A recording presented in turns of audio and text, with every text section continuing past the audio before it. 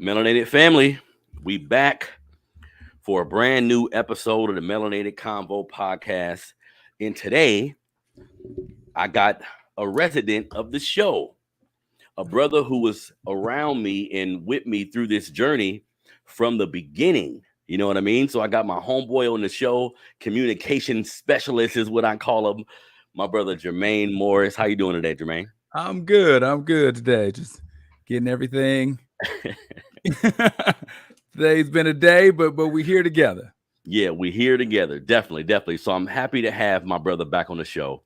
And today, we're going to talk about a few news stories, a few things that I've seen in the news that I want to pick Jermaine's brain about. But the bulk of the show will be about why do we transfer our trauma and pain to others? Why do we treat people that we love like shit at times, and it's not even their fault? They didn't even cause whatever the interaction is. And this can be in a personal relationship. This can be with your mama. I'm going to relate it all back to black folks because we do this too much in a lot of different situations. But hurt people do hurt people. I know it sounds like a cliche, but this is very true. So we need to get to the nuts and bolts, everything, man. Why you hurt? Why you ain't? Why you not doing the work on yourself and you're making the whole situation toxic because you don't know who you are. You feel me? So we're going to get into that. Everybody do me a favor, man. Go to precisioncreate.com. Precisioncreate.com is the website where you can order custom shirts. If you have a podcast like me, if you have a business, you have a hobby, anything you're doing, precisioncreate.com. Go to the website. You can order bulk shirts for whatever you got. For whatever you're doing, you can order bulk shirts, even if it's just a couple shirts. Support a black business. I also have my original apparel on the website, the Melanated State of Mind shirt. You can't really see here. I have the podcast logo shirt. I have a few shirts dedicated to black fatherhood that's on the website. More designs coming soon. But do me a favor, man. Go to the website, support a black business. Again, that's precisioncreate.com. So let's get into it, family. Also, hit the like button, share, tell everybody about this show. You feel me? Make your boy popular. Tell your mama and them that we be, you know what I mean? We be talking about black issues. We go in on what we're dealing with in our community. So first news story I want to address with my brother Jermaine. So I'm not sure if many of you, some of you, I'm sure do know, but it was a sister named Henrietta Lacks in the 50s. Who died, and her cells are reproducing cells, so they're used a lot, even today. You feel what I'm saying? So recently, her family filed a lawsuit against like Big Pharma, and to my understanding, they actually won. So let me read a little bit of this news story. Then me and my brother Jermaine gonna talk about it. So the family of Henrietta Lacks, a black woman whose cells have been used for scientific research for decades, reached a settlement Tuesday with the biotech company Thermo Fisher Scientific, the family's attorney said. Now, Lack's family filed a federal lawsuit in 2021 against the company, arguing it knowingly profited from Lack's tissue sample and cell line. So in 1951, basically, Henrietta Lacks was diagnosed with cervical cancer and had tissues taken from her cervix without her consent during a procedure at the Johns Hopkins Hospital. I think this was in Chicago. Don't quote me on that. I think that's where she lived. Now, she ended up dying at 31 years old. And another part of this story that I found was interesting because, of course, this is in 1951 when, being black, there's only certain hospitals you can actually go to. And, this sister went to the hospital several times because of like the vaginal bleeding she was having. And they kept sending her home. Ultimately, she said, I'm not going home. So they kept her and they was able to diagnose her with cervical cancer. But at that point, it was too late, right? So, Jermaine, when we look at a situation like this, of course, I know this family deserves this money. But how do you feel about that? Like, can you put a number on what her family actually deserves, seeing how Henrietta Lacks cells, I was reading, they use that for COVID. A lot of the modern things that we've been able to thwart, a lot of the diseases and things that go on, her cells have saved probably millions of Americans. You know what I mean? Yeah. I guess 2 questions. How do I feel about it? And then can you put a dollar amount on it? How do I feel about it? That's it's sad, but too common a practice. Hmm.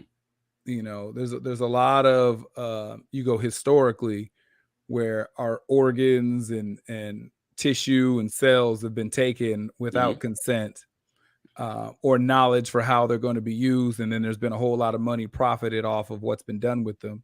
That's been going on for far too long.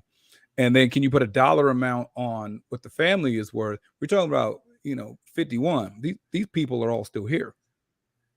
So we're not having a conversation of, well, in 1832, this was, this is 1951. Yeah. And then a continuing practice up until today. So she's got, a lot of descendants who were directly affected by the malpractice of when she went in there. And then as well as the cellular theft of what they've been doing. So I think that I don't know how you equate a dollar amount because it's not going to be a percentage. It's ultimately just going to be something that changes life for the family that sued, because it's not all the relatives, it's who actually files the lawsuit. And then because once you do that, this has become a closed issue. So once you take that money, file the lawsuit and take the money and sign the paperwork for the check, we're done with this conversation. So it's got to be enough. I don't know any of the details of it, but hopefully the family wasn't short-sighted and just didn't think about, I need to change my summer, and didn't think, long-term, big picture, what all this was worth and what it means. But that happens a lot.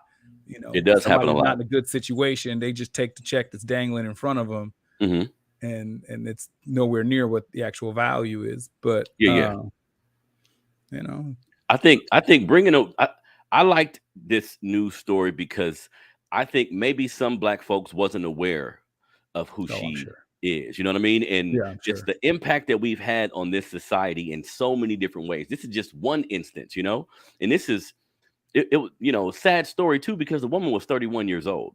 And to me, racism, white supremacy is the reason why she died, because she went several times. And we even know now, like you were just speaking to, a Black person go to the doctor and they give you different medication than they'll give someone else because they think you can take it. They look at specifically Black women, the mortality rate, like exponentially greater than their counterparts.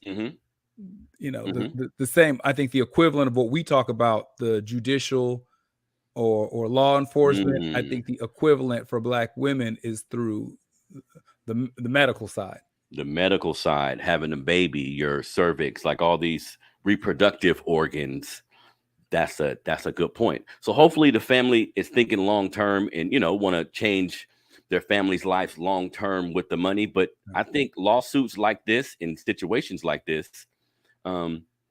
is good. Like, we should highlight this type of injustice, and even if it's been a while, you know what I mean?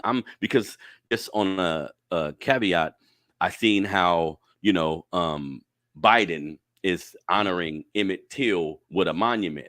I'm not too sure I like how everything is placed, but still, even though something happened a long time ago, you can still pay homage to it, and hopefully individuals who didn't know about it, now they know. Maybe people who didn't know about medical malpractice against women didn't think it was serious. This incident can make you say, you know what? It was happening back then. This is a documented case.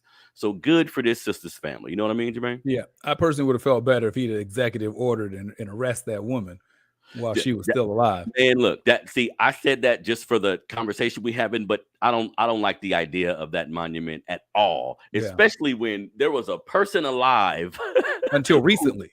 Like she just recently passed away. Who caused this incident. You could have fixed this shit the right way. You know what I mean? And that never happened. If you snatched up 81-year-old Cosby, you could have snatched her 80-year-old behind up. Come on now. And think about the precedents that would have set, Jermaine. Seeing Emmett Till's killer in a damn walker going into prison, going into jail, that would have set a precedent. That would have let people know that injustice is real. So I don't, Biden, he's trying to get reelected. So I don't pay too much close attention to that. We don't need that monument. They just had an Emmett Till movie. Like, yeah, we know what happened to that young brother. I think the story is important because the younger people, I'm pretty sure, don't. Very true. I'm sure a lot of younger people don't know fully the range of the story or what that moment in history sparked. They may know of stories that came after it. Yeah. And I think for a lot of them, they think of like Rosa Parks, but I don't think a lot of them understand the gravity of what the Emmett Till situation was. So I'm not mad about retelling the story because that's the goal that they're doing a lot in education is removing the stories. So if you can get far enough removed, then you can kind of wash it and retell the narrative. The monuments, the stories, the movies, that's fine. But I'm a proponent of, first off, doing right by, folks first. And if you got people who you could still touch, go ahead and touch them. Go ahead and touch him. It's still you can still touch him, and you could have still touched her. You could still touch him. You can go ahead and still touch. Because the interesting thing, Jermaine, I don't know if he would have introduced this type of thing if she was still alive. That would have put. You would have had to do something. You would have had to do something. If there's a monument with this young man and this lady can walk by the damn monument, like she's still living, something got to be done. You know what I mean? So, shout out to Henrietta Lack's families for, even though it's been a long time, then saying no, something was done wrong to our family member pay us. Hopefully it helps change their life. But, our history is important, man. And any opportunity I get to talk to people about different things we've been through, I'm going to do that. Now, next thing I want to talk to my brother about, we have, I found a video of an interaction between a young black man who was attempting to rob a house in the black man's whose house it is, right? So this could have went, because both of them had guns, this could have went a lot of different ways. And I didn't know what I was going to see, but I want to show everybody. Y'all tell me what you think about this situation. Did this black man handle this situation correctly? So I'm going to pull it up right now. Hold on one second. Add that to the feed. Let's do it. Okay.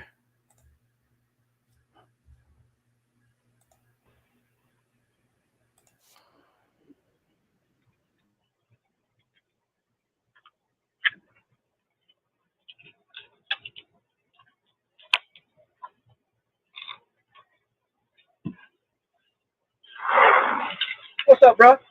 Oh. Chico, man. You all right? I ain't all right. It ain't got to be like this, man. Don't got to be like this. We can talk. I just want to go on by my way. Hey, just chill for a minute. Just let me talk to you, all right? I'm going to put mine down. You put yours down. Let's talk. I just want to go on by my way, though. Hey, everything going to be all right, bro. All we got to do is talk, all right? Hey, I done been there, dog. I done been on that side. All you got to do is talk to me, dog. What's wrong, man? What's wrong? A lot of things going on. All right, you got to put that down, though, so we can talk.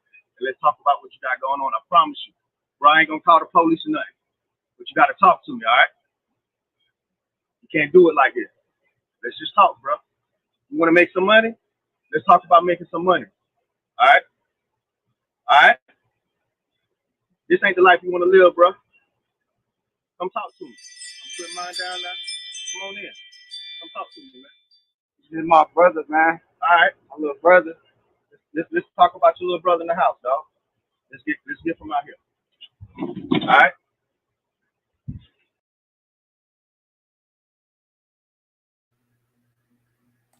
Okay, so looking at that video, Jermaine, the main reason why I wanted to show that, bro, because that's powerful. And our young black men, we talk about this. We've done several events, like what we be attempting to do in our community lends itself to a video like this, but the presence of mind, right? Because I know some older black folks who look at the young generation as criminals and degenerates, and they kind of have a negative perspective about them. But this was in real time because he should have had his gun because shit, you about to rob my house.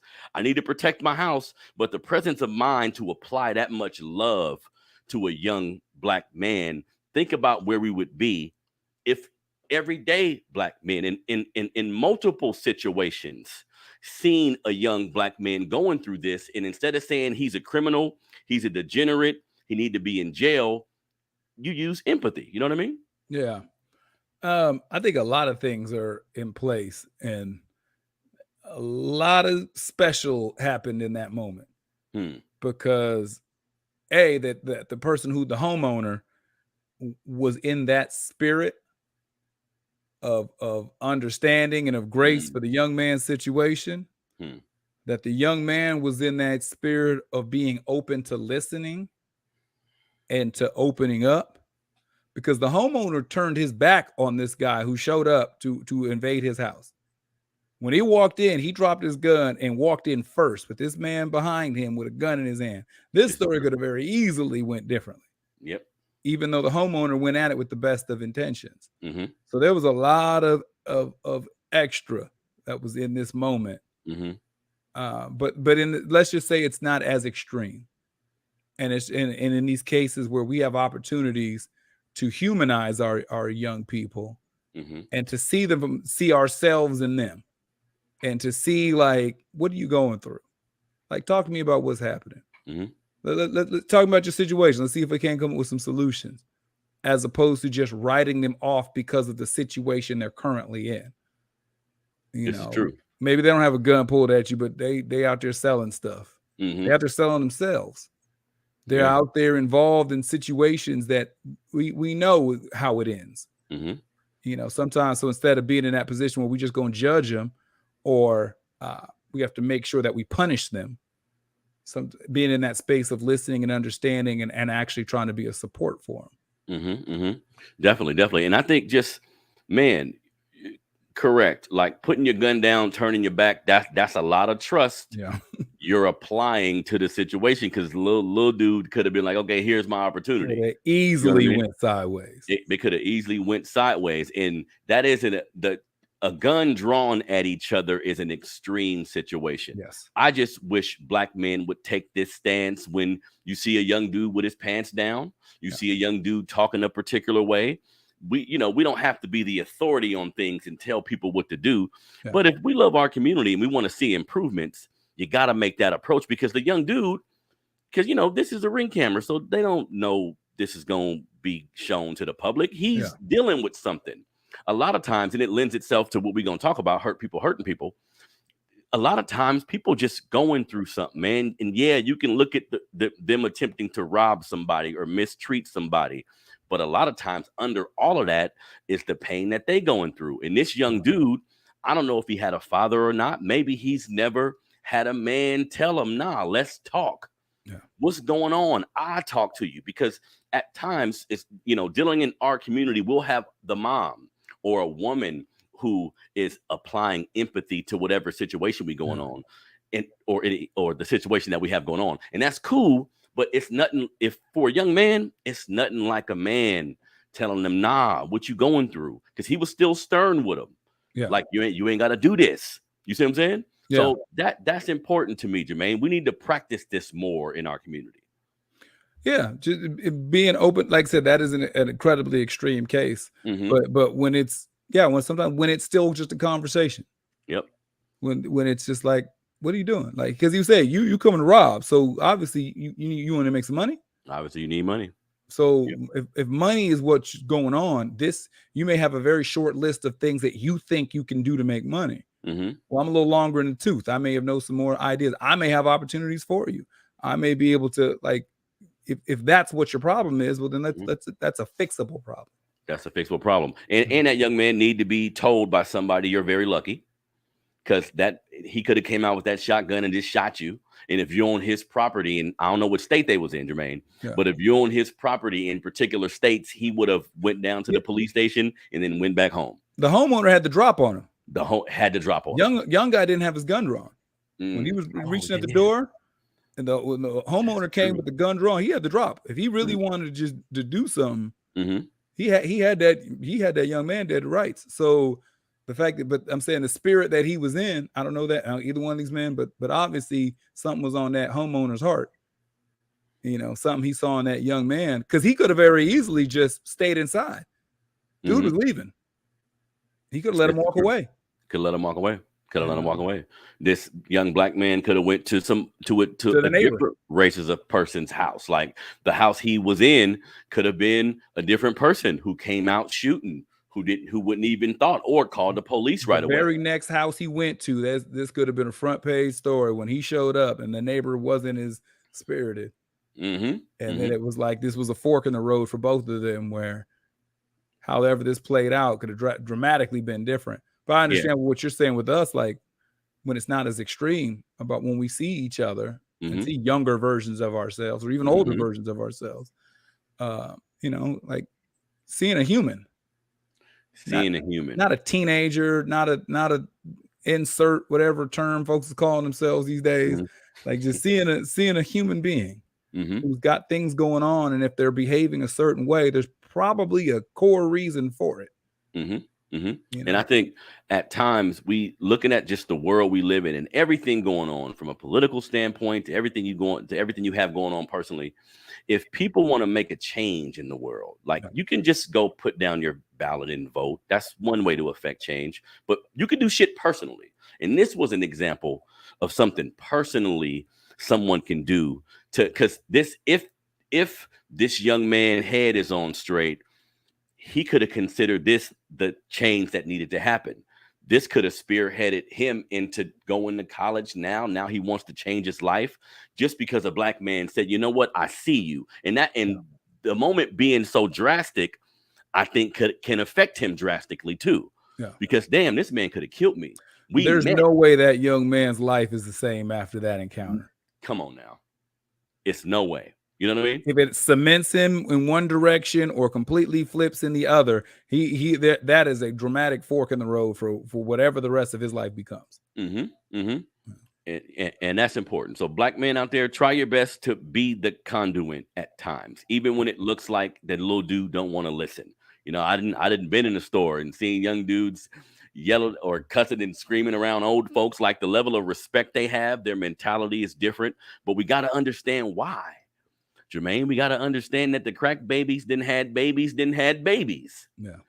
You know what I mean? So shout out to that black man for doing what was right in that moment. And hopefully he affects that young man's life positively. Now, what we going to do for the topic of the show, this is specifically designed for my brother Jermaine, y'all, because he's an excellent communicator using no pressure, logic and common sense to come up with the best solutions for us. You see what I'm saying? He does it so effortlessly. No pressure at all.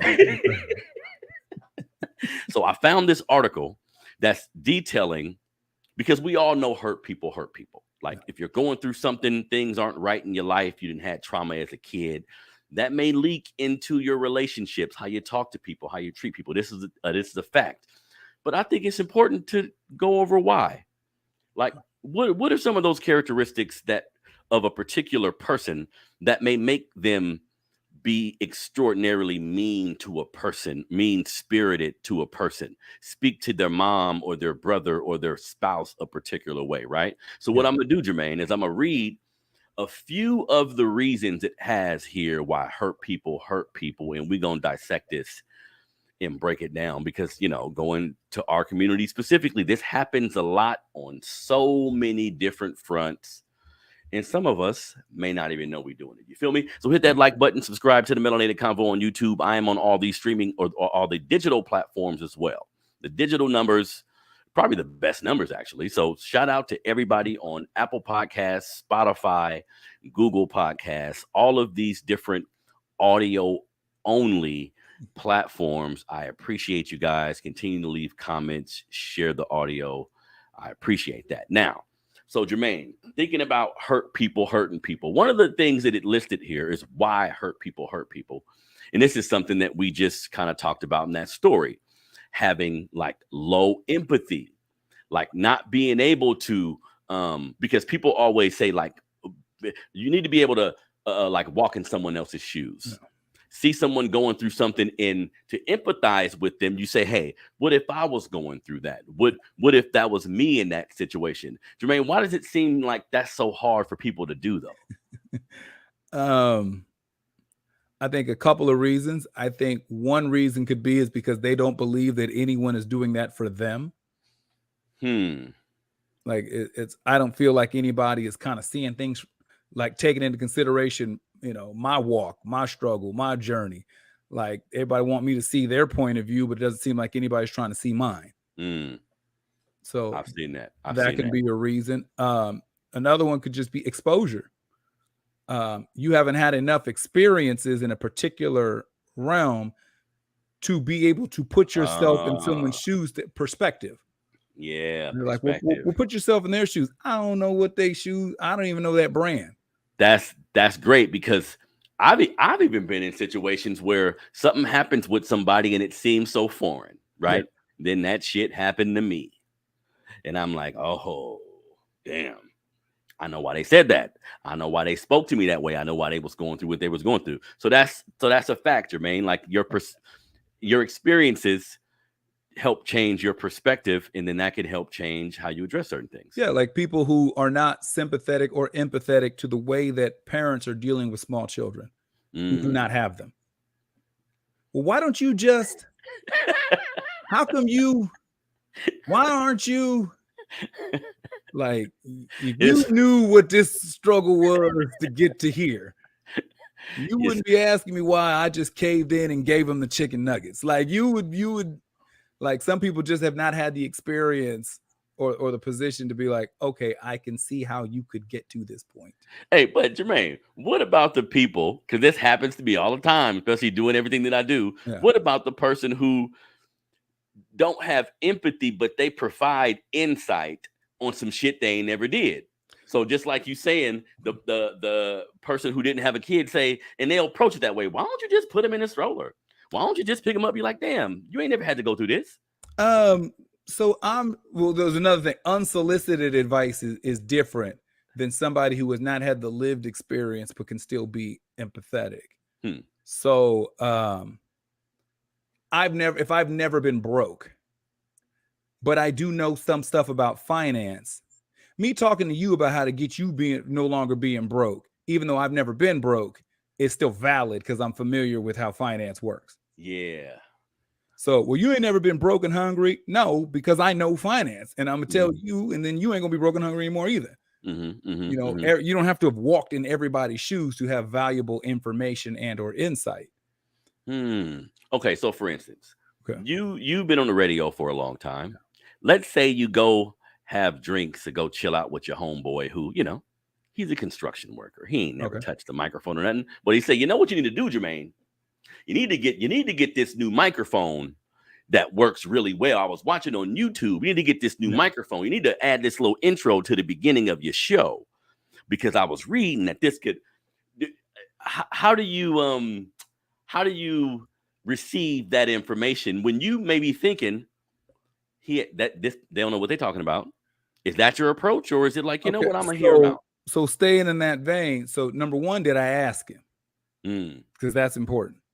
Is this unsolicited advice, or is this just the opinion of somebody who may not be in the field? Like if I asked you, what do you think of the show? How does it sound to you? Or I'm having frustrations, and then he's offering, what he believes to be advice. That's one thing. If I didn't ask him nothing and he's just telling me, even that doesn't mean he's necessarily wrong, because even though he may have never been in broadcasting and radio, he's heard radio shows before.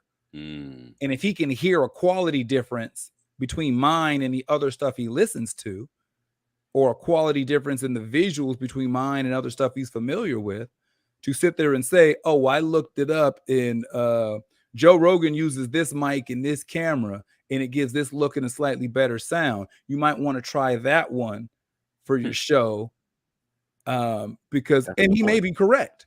That's a good point. Even though he's a construction worker and has never done it himself. So you're not automatically negated because you have not personally walked through that struggle. If that was the case, no mother could raise a son and no father could raise a daughter. How about that? How can I raise a daughter?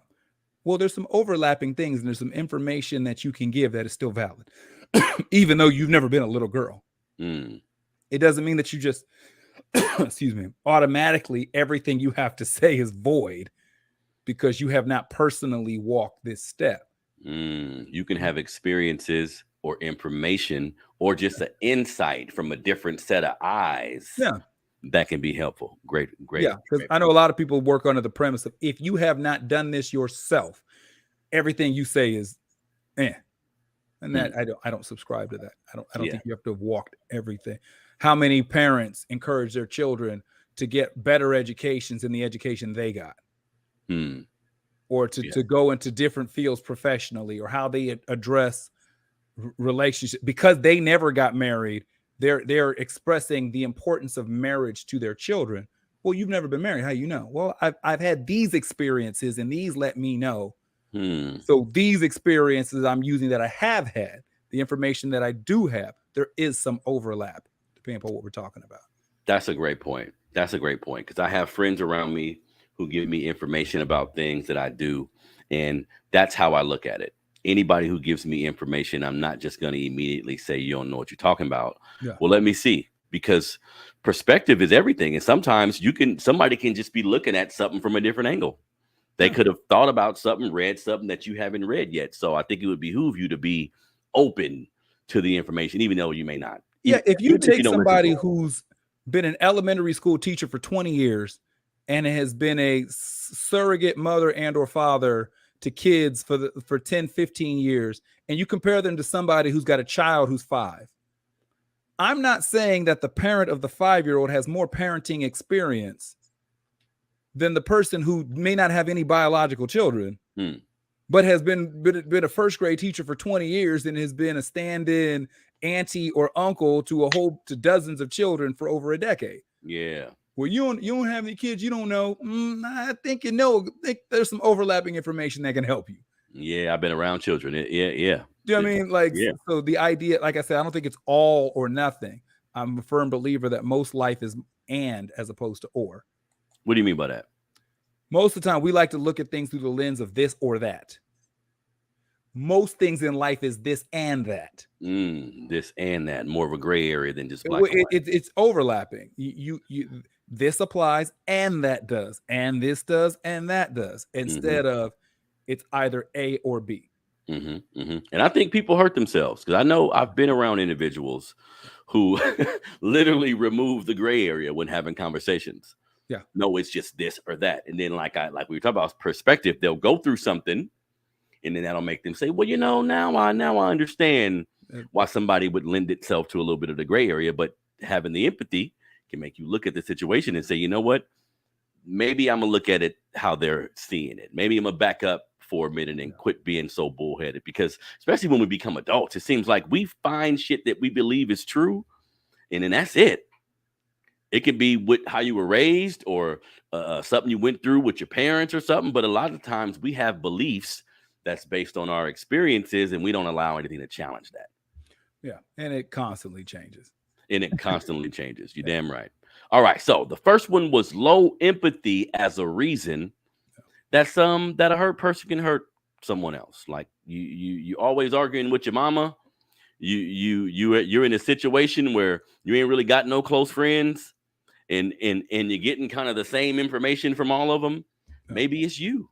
Maybe the hurt that you dealing with is being projected into these situations, and now nobody want to deal with your ass. This is the fact. Maybe it is them. You're right. But I think we should always look within first. So low empathy is one. And I want to talk about these two together. I want you to kind of delineate the difference, because in my mind, Jermaine, they're kind of the same. So it says, when we're talking about why do hurt people, one of the reasons it says is self-dislike and low self-esteem. In my mind, Jermaine, those are pretty much the same thing, right? No. So kind of a difference of like, me not liking you doesn't mean I dislike you. Like you look out your window right now and there'll be some stranger that just crashes on the sidewalk past your house. You're like, do you like that person? No, I don't like him. I don't know him. But do you dislike them? Do you have some kind of energy towards? No, I'm indifferent. Got it. To who they are. So if you're looking at, do I have a negative association to myself? Or do I have a not so high association of myself? Negative association is disliking myself. Well, if it's saying self-dislike. Yes. Like, so I'm picking myself apart. I'm looking for things that may or may not be there to disrespect myself or to if I was doing it to another person, you'd say I was picking on them or bullying them. But I'm doing it to myself. Yeah. And it seems like self-dislike can lead to low self-esteem. Yeah, too, right? I'm sure they go hand in hand, more than or. Makes sense. I think if you're low self-esteem, you can like yourself but not believe in yourself. Damn, there we go. See, I knew you was gonna drop that. Like fire, you can say I want these things, but I don't think I can. Like I want to do this, but I'm not sure that's for me. I do this, but I don't. But what if I fail? Like you can want. I think you can want good things for yourself, but you just may not believe you're capable. Not believe you're capable. That's the low self. That's what I hear when I hear those two things. Yeah. No, that makes a lot of sense because I can like myself. I can think highly of myself and still not think I have the capabilities to do said thing. Yeah, like, it's not going to work for me. It's not going to work out. Yeah, would you want to be successful? Of course, I want to be successful, but not from where I grew up and my parents and my neighborhood and nobody. It's just not going to happen for me. It's not.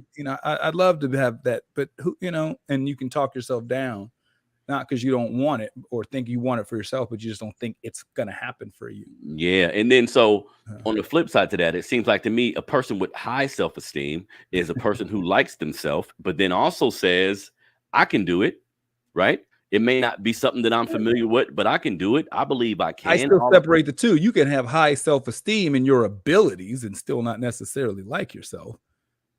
I think that you can, I'm better than all of y'all, but it doesn't necessarily mean I like me. Wow, that's wow. Like I can walk into a room, size up my competition, and be like, "Oh, I got this, no problem." But it doesn't mean I necessarily go home and like myself. Damn. This is, you know what that reminds me of? Because I've seen information about people with mental illness, or I'm sorry, people who are depressed, who let's say ends up harming themselves or something, right? People will say, we had no idea. Like when they walk in the room, they shine, they're completely confident, they have a great career. So that makes sense. They could have had high self-esteem, but still don't like themselves. Yeah, that's kind of, I don't know what Webster's definition of all those are. That's what I hear when I hear those two. Got it. I don't, that's how I could separate the two. I believe that you can have belief in your abilities for something. And you can find a good example, a whole bunch of highly successful people who have no question about their ability to do the thing that made them successful, but then they go home and drink themselves to sleep because of how they hate themselves and their life choices and how they've done with their relationship with their family and their kids and their spouse and they go through bouts of depression. Like their self-esteem in regards to something particular. So self-esteem is kind of, you would think it'd be all encompassing, but I think maybe that's just their belief in particular areas. I'm not sure. We're getting in the weeds, but it's like, but if I'm going to separate the two, I would think that you could be confident in your abilities and still not like yourself. And I think this is all important because I think people should try to identify what that thing is in them, just so you can help like that. I think a part of the problem is people don't know exactly what's going on with them. Or they don't see it that way. So you are like hurting other people and infusing some of your negative thoughts or how you do certain things on other people. And you don't even see it as you being a person with low self-esteem or whatever the case may be. And don't you think it's important just for all of us, like to deal with how you are as a person in your inequities? You have to address them personally, because I've seen how when someone else addresses it, like when you may not have dealt with it as much already, but a person around you say, hey, this is what I see in you, and they say it in a particular way, it'll set you off because it's something that you know could be true, but you haven't dealt with it yourself yet. Yeah, I think that first off, I'm all about self-awareness and being aware of what it is that we're doing, and not even through the lens of good, bad. I'm in self-awareness without judgment. So just what is this? What am I doing? How am I approaching this? How am I internalizing this? What are the behaviors that I have attached to the thoughts and beliefs and emotions that I have? Not if I should or shouldn't have them, but do I know what they are? Do I know why I'm doing the things I'm doing? Not if I should do them or not, but do I know where it comes from? You know, starting there. Opposed to, yeah. And then you're looking at why would somebody hurt somebody because they dislike themselves or have low self-esteem. If I don't like me and I like you less than I don't like me, like, of course you can get it. Of course. You mean like what was Tupac in Juice when he jammed up Cube out of locker? Yeah. And he was just like, yeah, when he tell him something along I ain't ish. And I'm twice the man that you are. Yep. Like, I know I ain't ish, but I'm twice the man you are. So Bishop whenever I feel like doing this, I'm gonna do it. Like Bishop was the poster child for hurt people. Yeah, it was people. Like, I know I ain't nothing, but whatever I am, I'm twice of you. So if I don't think much of you in this food chain relationship, that's a great point. He's rolling down. I'm getting this, and life has got me against the ropes. I can't whoop life, but I can for sure whoop you. So it rolls downhill. That's a great point. Because, you know, I think it just the hurt people topic is good for all people, but I see it a lot in our community too, Jermaine. Like the dysfunction, sometimes I'll see a relationship between a mom and a daughter or a mom and a son, and you can kind of tell that both individuals are dealing with something that hasn't been healed yet. Yeah. So you either taking it out on them or your anger isn't suffice. Like you're a little bit too mad for this kind of situation. You know what I mean? And then and a lot of times you can damn near ruin a relationship. Yeah, I mean, when you start talking about those close dynamics, a lot of times is that like people don't feel heard. So when you're talking about like being hurt, we harm a lot of people by not listening to them. Oh, wait, whoa, wait, break that down for me. So damn. So if me and you, Jermaine and Harrison, are going through it, and you explaining to me what your issue is with me, and I'm telling you, no, that's not it. It's this. So I'm just throwing out whatever it is you just said. You go with it. No, that ain't it. It's because this, and this, and this, and I just disregard what you say. And then I just keep unloading on you what I feel like you doing wrong. That's one form of harming somebody but not listening. Another time is that when the person is clearly expressing like these are the things that are going on, and they have a history of not being heard by somebody, that creates a new problem on top of whatever the current problem is. So when we have a lot of times is when it's I have an idea of what the issue is, and that's what I'm running with, and you're telling me something else, but because I'm not hearing you, we can't resolve what this is. Because I'm addressing problem A and you're telling me it's problem B. So we have two people who go back and forth, and like, so if you take parent and child dynamics, because we're talking about within the community and the family, and it's, oh, my issue with my child is disrespectful. But the child's issue is not about disrespect. The child's issue is I don't know a language to communicate where you hear me. And the only thing you seem to respond to is when I start cursing back at you. Damn. Because when I come to you and talk to you, you don't hear me. When I come to you crying, you don't hear me. When I come to you in all these other ways, the only thing your antenna seems to go up is when my mouth gets to running. So as a parent, I feel like the issue is you're disrespectful. It's like, no, this seems to be the only language you can hear. Wow.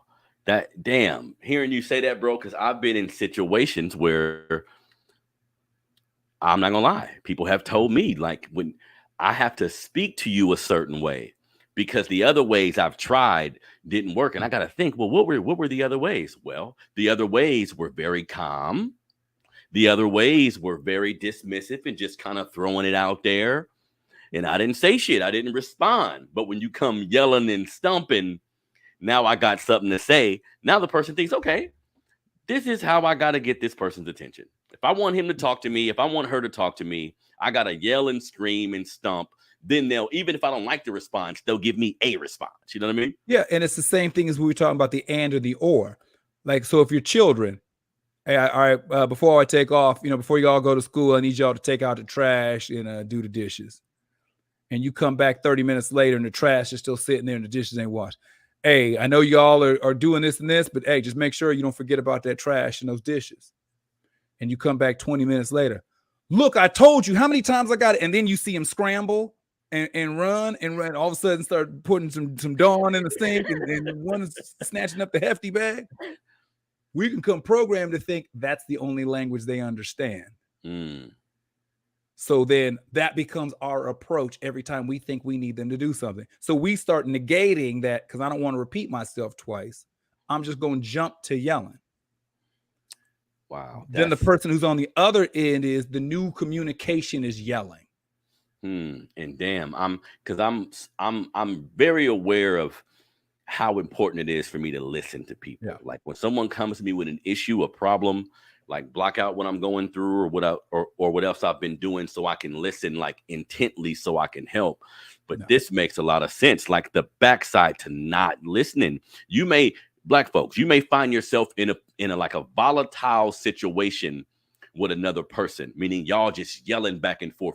This is how y'all communicate now. Yeah. Y'all yelling, screaming, cussing. Don't shit get resolved, but this is just how you get everything off your chest. Not knowing this started because you didn't listen. This person came to you calm, came to you in a conversational setting where, hey, I just want to deal with this. And you didn't have time. You didn't respond the way they wanted you to, or you didn't say anything. Now y'all having shouting matches, and it's based in not listening. Damn, that's powerful. Yeah, you take the dynamic of interpersonal relationships like dating. And I'm not condoning this, but it happens to where when one person tells the other person what they're unhappy about and they go unheard. Well, we need to go and do these things more often. We need to do this, this, and this. And they're unheard and it's viewed as nagging. Then all of a sudden you come home and go through somebody's phone and you see they got new conversations going. How did we get here? Well, I kept trying to come to you about needing more communication. You couldn't hear me. I kept coming and doing this. So now I'm going to do some mess before we get too deep in the weeds, because it can go either way. Some folks go out and do something and leave a trail of breadcrumbs to get caught intentionally to make the other person now aware so they can engage. Damn. So everybody who gets caught wasn't caught slipping. There's a lot of folks who get caught who left a trail of breadcrumbs to get caught. So this thing can get opened up and looked at. Damn. So this is the tale of the unheard individual.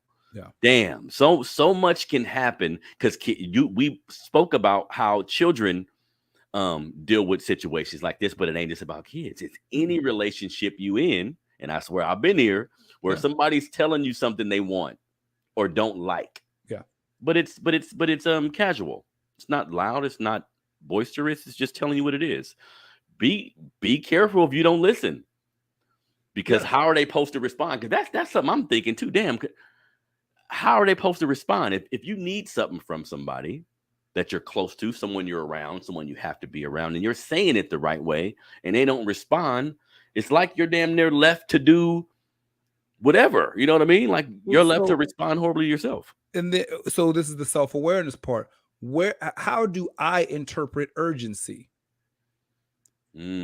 So if urgency to me is loud, erratic, like kind of like, oh, that's how I know it's important. To somebody else, it can be very cool, calm, and casual. Man, I've been, how's everything? Money's been tight. I'm trying to figure out how I'm come up with X amount of dollars, this, and this. And they're expressing to you their situation, but it's calm. So it's like, oh, well, I guess it can't be that important. Like he seemed like he brought it up, but he just brought it up. Meanwhile, if somebody's like, look, dude, they about to throw me out. Like it's about to be like, oh, it's urgent. So I interpret urgency with a certain degree of energy. But if somebody else doesn't, they can express something to you that's urgent. The lack of communication, the lack of intimacy, the lack of being understood, the lack of heard. They're communicating in a way that does not mean the same to you when it pertains to what's urgent. That's how people always talk about they get blindsided or this came out of nowhere. No, your internal gauge of urgency is not theirs. They said it to you casually, but just because they said it to you casually doesn't mean it wasn't important. If you're looking for yelling and energy to mean important, that's a conversation you need to have with the other person. Damn, you just helped me realize something. That makes a lot of sense.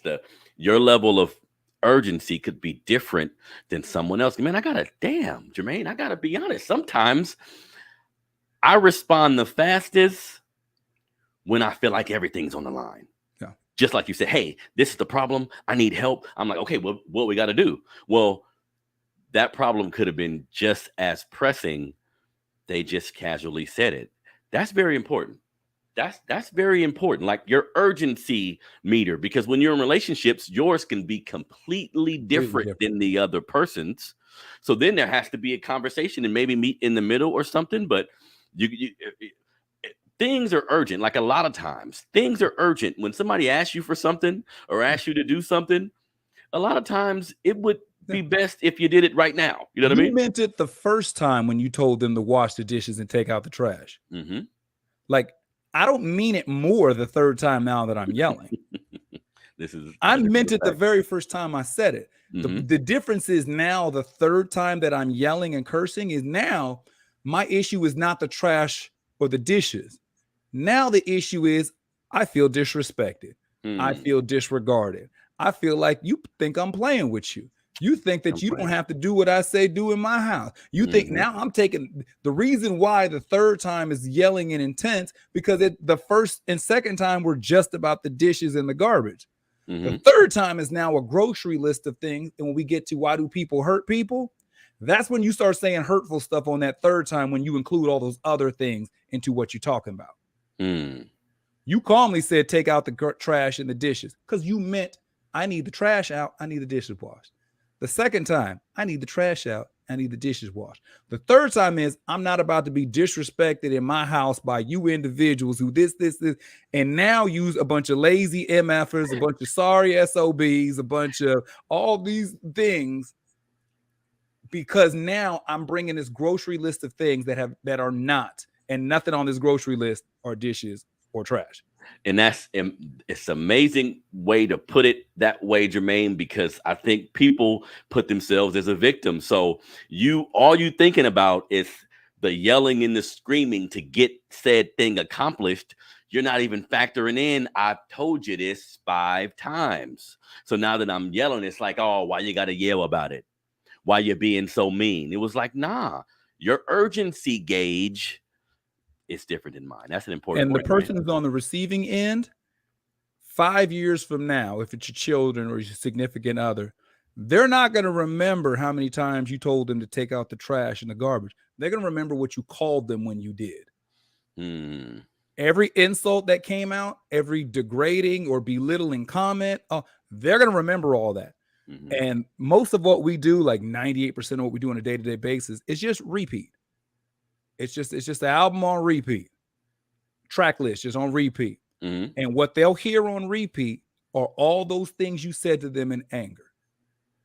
In your voice, and their memory will be HD visual with that THX, like you think, it's going to be clear and concise on repeat in their head, all those negative things you said out of anger and frustration. That's what's gonna stick with them. That's what they're gonna remember.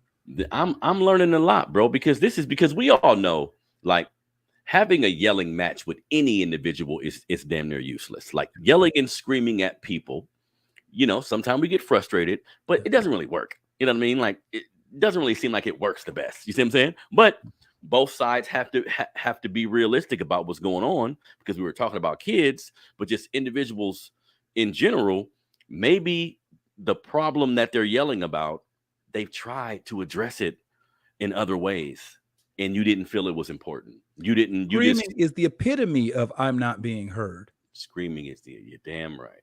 I'm screaming and yelling because you're not hearing me. Like I'm not being heard in this moment. So I'm continuing to raise my voice and throw all this stuff. Like it's similar to babies who haven't learned to talk yet.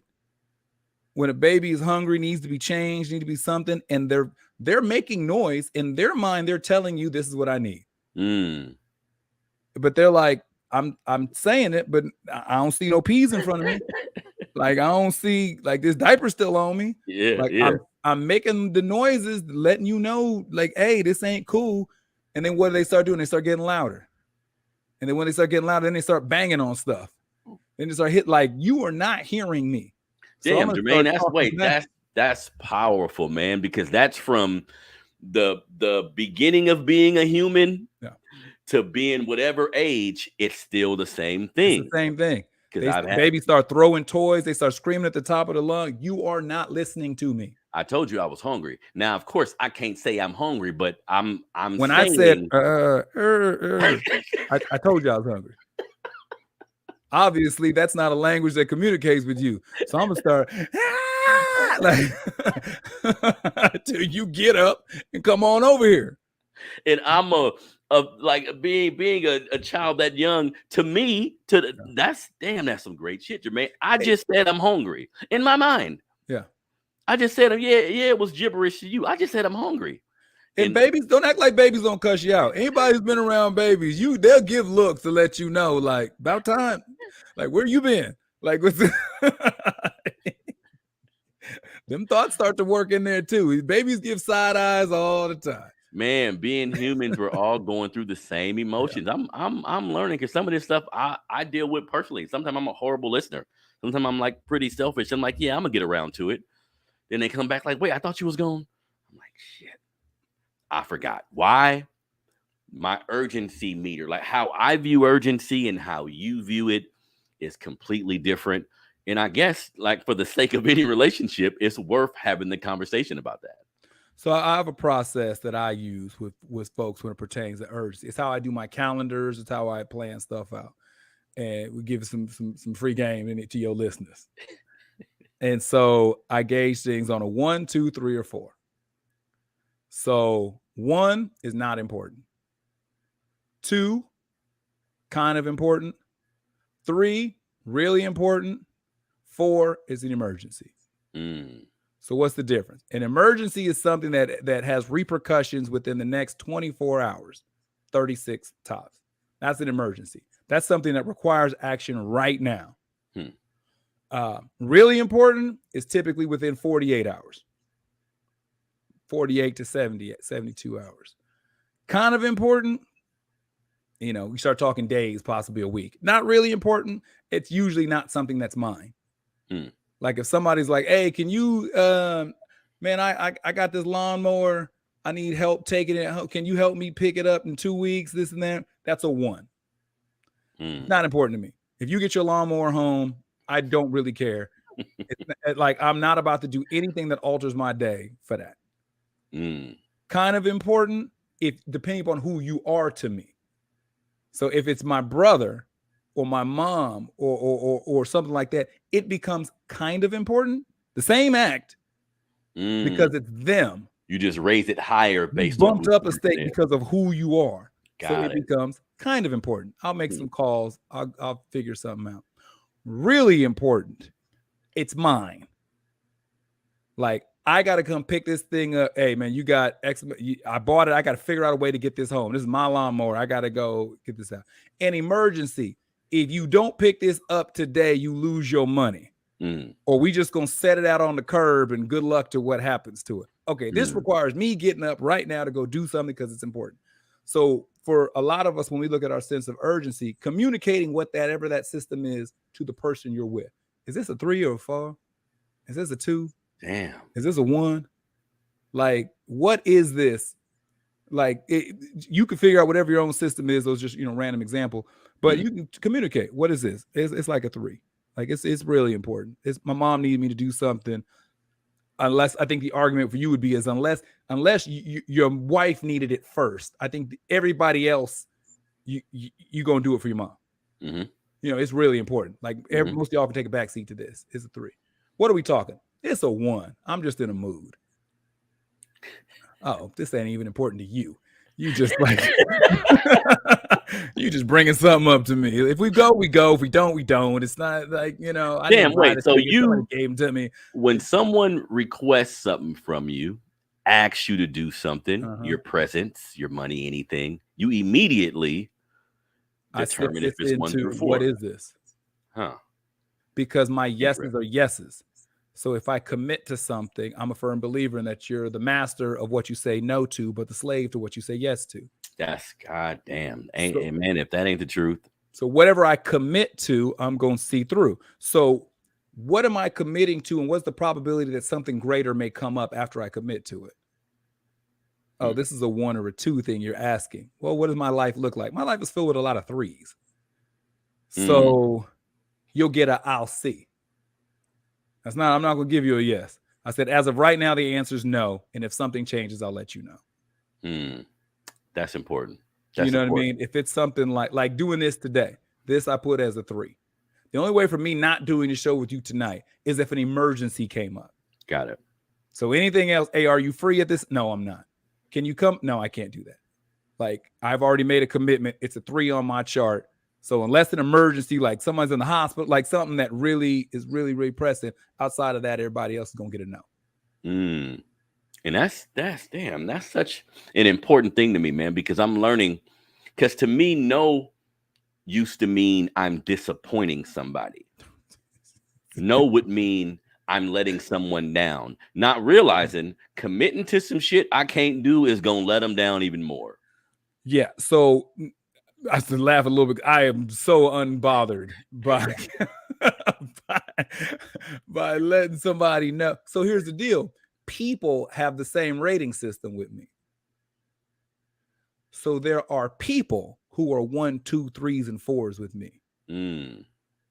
So if you are 4 with me, the probability of you getting a no for something that I need to get done is not very high.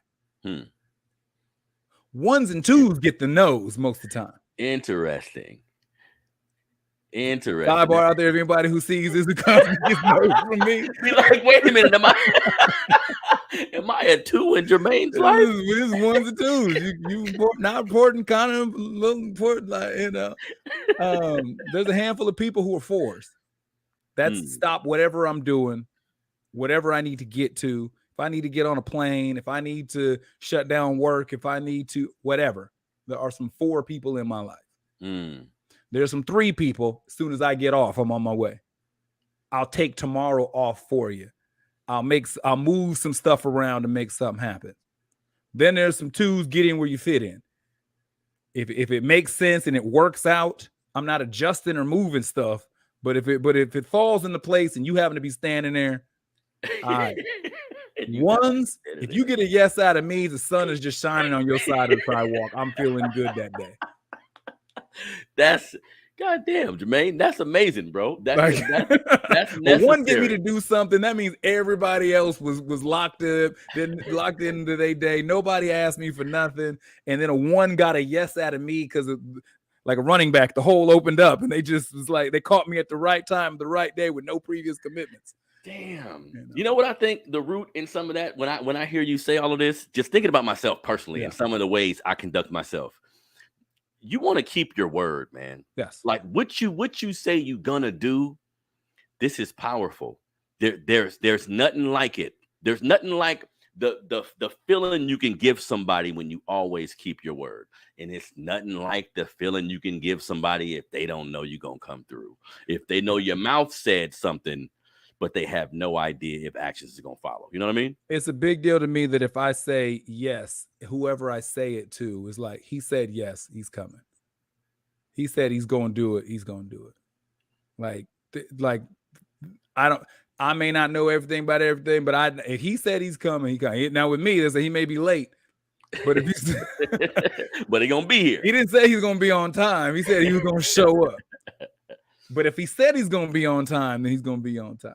That's important. That's damn, Jermaine. That's a really intricate way to make sure you're accountable for your life, to make sure you're not letting yourself down, but you're not letting others down either. That's why saying no, like categorizing how important things are by using whatever metrics you want to use. Yeah.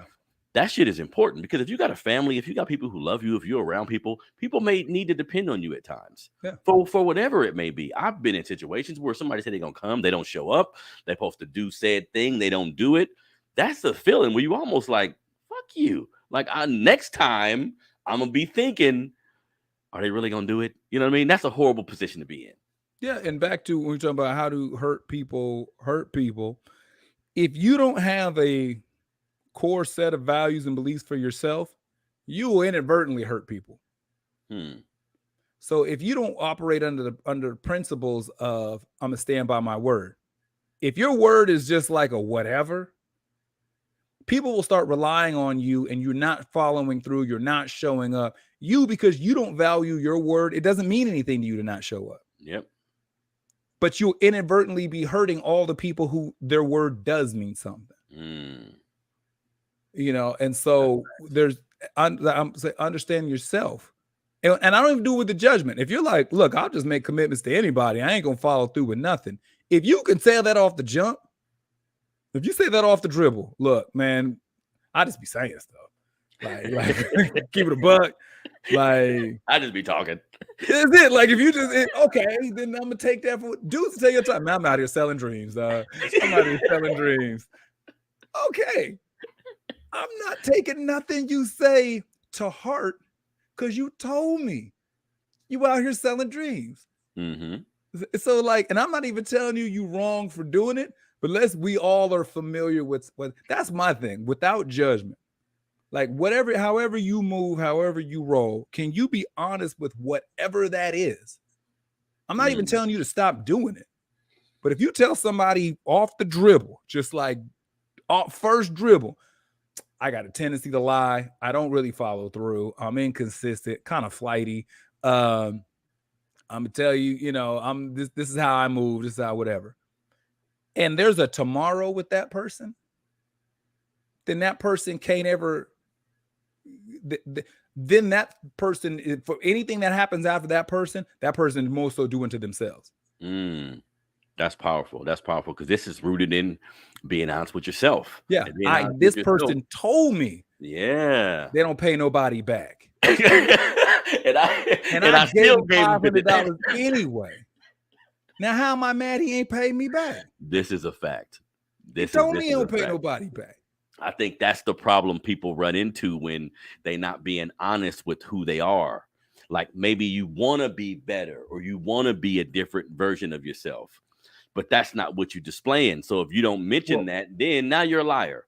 Now you just don't come through.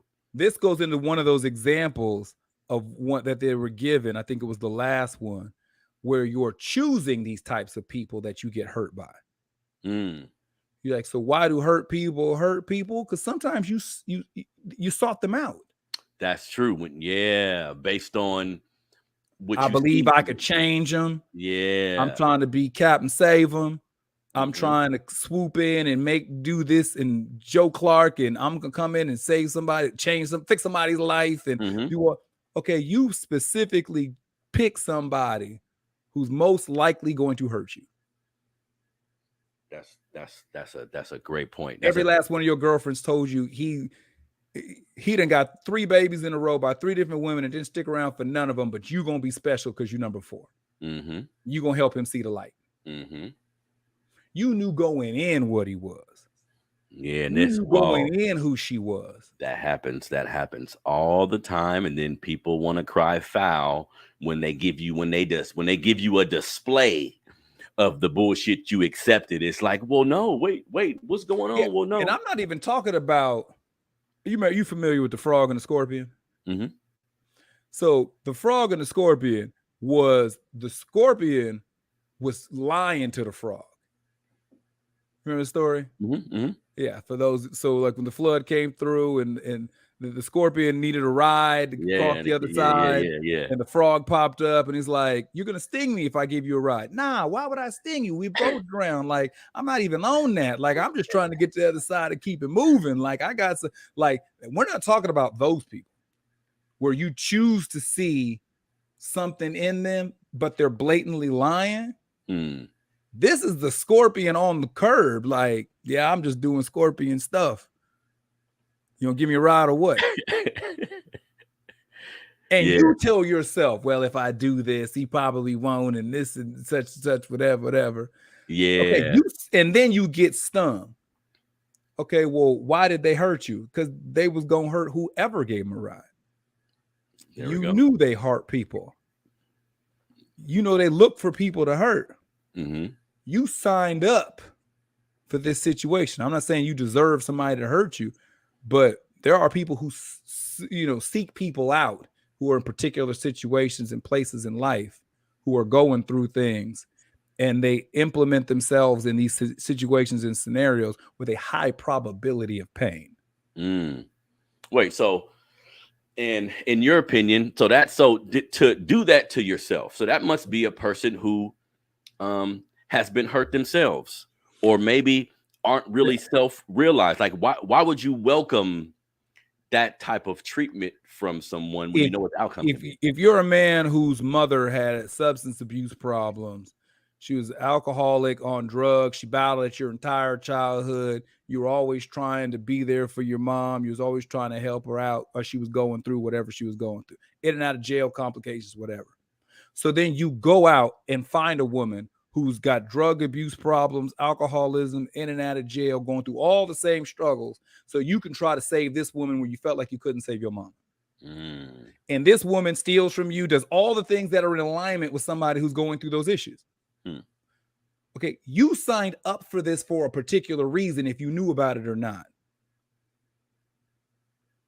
The person, you signed up for somebody who was in the middle of some trauma and some issues that going on that you knew about going in, but maybe subconsciously you didn't realize why you picked them. There are people who pick people to be around who have a high probability of hurting them, usually to relive something that's already on repeat, something that's already going on with them in their head.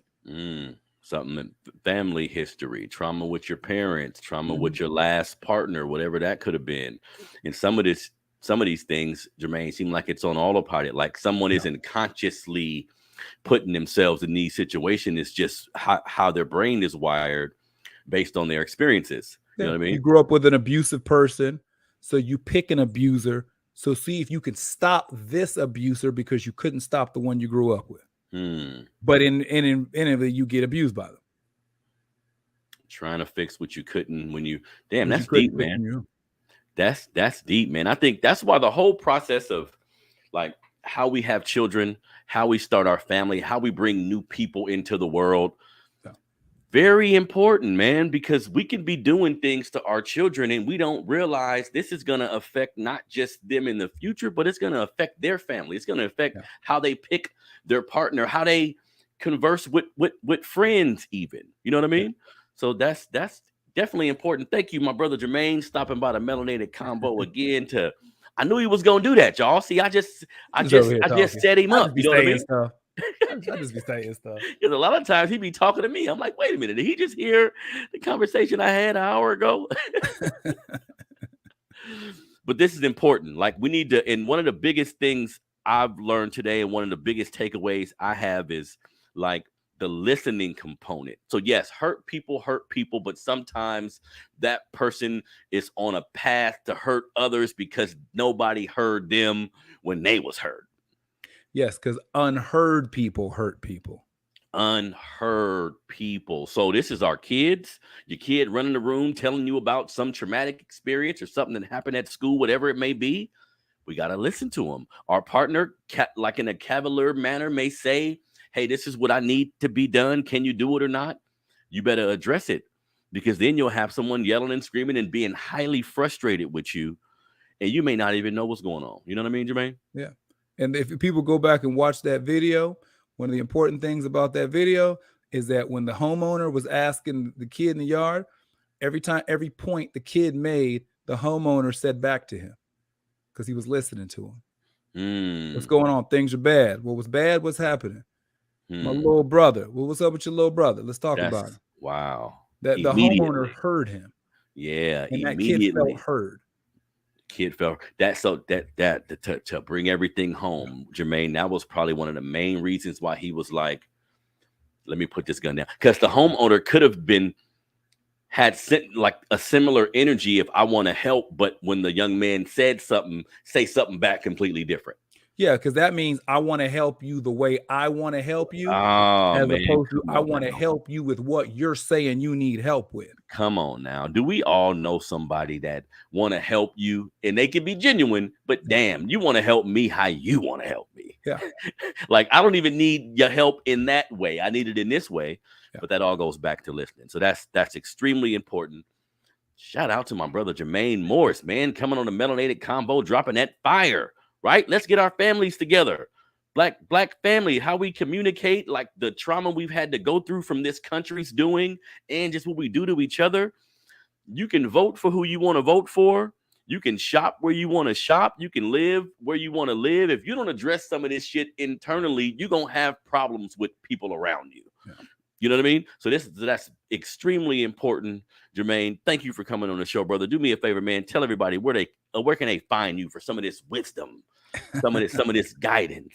So by profession, I'm a certified coach and consultant, and my practice is based around a DISC assessment, which is basically a test that shows how we basically interface with the world, how we deal with decision-making, how we interact with people, how systems-based we are. It breaks down the best and least effective ways to communicate with us, potential blind spots in behavior, all that stuff. If you need questions on that, you can go to My Keys to Me, MYKEYSTOME, mykeystome.com. The website will give you all the information, and you can set up a consultation if you want to take the assessment or go that route. And then all social media platforms are at J Morris CEO. My brother. Everybody follow me at Melanated Convo 100. It's my Instagram page. I'm your brother Harrison. Thanks, Jermaine, for coming back on the show, man. Me and this brother been rocking for a long time, and every time he does this, you know what I mean? Like we need to calmly address the things that we have going on around us with a little bit of strategy, with a little bit of knowledge, with no judgment. Because that's the thing about him. I'll bring him on the show and I'm mad about some shit. I got a news story pulled up. I'm hot. He gonna address it too. Just he removes all the judgment.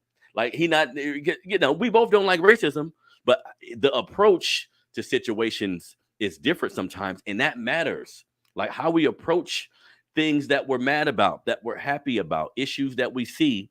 All that matters. So thank you, brother, for coming on the show and rocking with me today. I just be saying stuff. Everybody, thank you very much for tuning into a brand new episode of the Melanated Convo podcast. My brother Jermaine Morris. I'm your brother Harrison. We out.